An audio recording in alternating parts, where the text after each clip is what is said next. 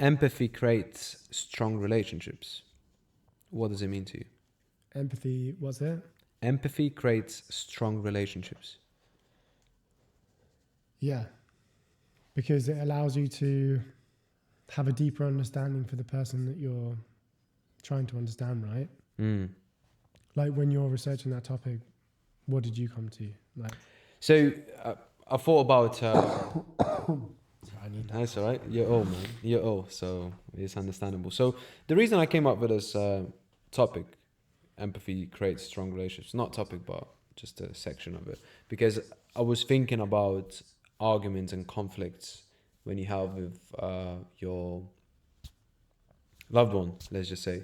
So whenever you have an argument, I think it's very important to le- just get your ego out of the way and think about the situation from her or from his side, and then just be empathetic to the situation itself as well, because you never know why she's feeling that way. There was so many times that in my past relationships that I just got angry, and then after realizing that it was actually my fault, and I got angry at the situation because we had an argument rather than just actually thinking about how she feels about that situation itself.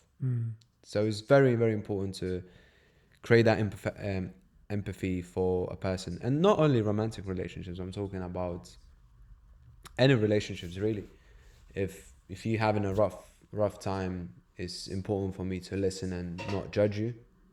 Most importantly, Because you're always going into things with what you think and yeah, all of everything that makes up yeah, into the exactly, situation, and it's removing that, and that's really hard because that's removing your ego, yeah, and yeah, everyone has that. yeah, It's good to absolutely, have that. absolutely, It's good to have it. Like I don't think ego is a bad thing, but when it comes to identifying issues or problems, or like you're saying, arguments, it's about trying to understand it fundamentally from a level that's makes up them and who they are and where they see things and their perspectives. And I think when you're able to have that level of empathy or that level of understanding of others where you know, or you're trying to understand their perspective at least, or respect their opinion, or respect in way in which they think that, that only allows you to be, you're only doing that from a place of kindness because it allows you to understand because I believe that you can't understand one situation just by looking at one perspective. I think you have to look at things from 3D. from every angle. So even when it comes to an argument that might not necessarily be my fault, I'm still very much interested to understand why in which they came to. So I'm like, yeah, let me understand it from your point of view. Don't let me interrupt that. Yeah, yeah. That's the thing. It's very important to, as you mentioned, understand.